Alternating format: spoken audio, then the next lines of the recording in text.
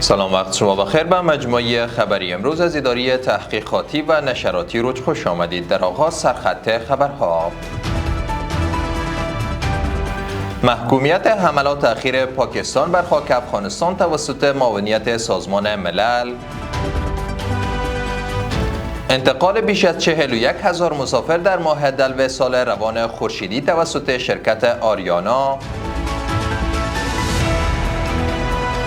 و گفتگوی تلفنی وزیران خارجه ایران و امارات متحده عربی. امروز سه‌شنبه 5 ماه دلو سال 1404 خورشیدی در ادامه مشروع خبرها: هیئت معاونیت سازمان ملل در افغانستان یوناما شهادت و زخمی شدن غیر نظامیان در حملات هوایی میلیشیاهای پاکستانی در ولایت‌های ننگرهار و پکتیکا را محکوم کرده است.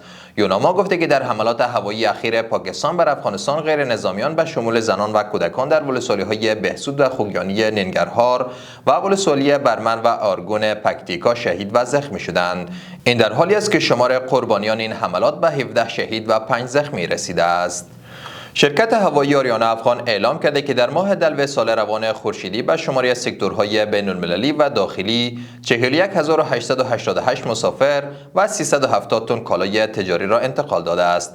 و گفته این شرکت در میان سکتورهای بین‌المللی دهلی نو، اسلام آباد، دبی، استانبول، انقره، جده و مسکو و در سکتورهای داخلی کابل، قندهار، هرات و مزار شاملند. این شرکت افزوده که مجموع انتقالات کالاهای تجارتی 225 تن آن صادرات و 165 تن آن واردات می باشد و بیشترین اقلام صادراتی را میوه‌های خشک، هنگ، زعفران و صنایع دستی تشکیل می دهد.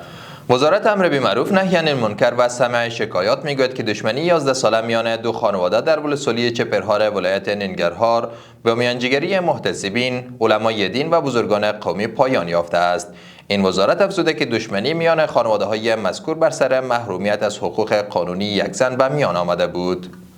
و در اخیر تاکید وزیران خارجه ایران و امارات بر حفظ ثبات در منطقه: سید عباس عراقچی وزیر امور خارجه ایران و عبدالله بن زاهد آل نهان وزیر امور خارجه امارات متحده عربی در یک تماس تلفنی درباره تحولات منطقه‌ای و بین‌المللی گفتگو کردند.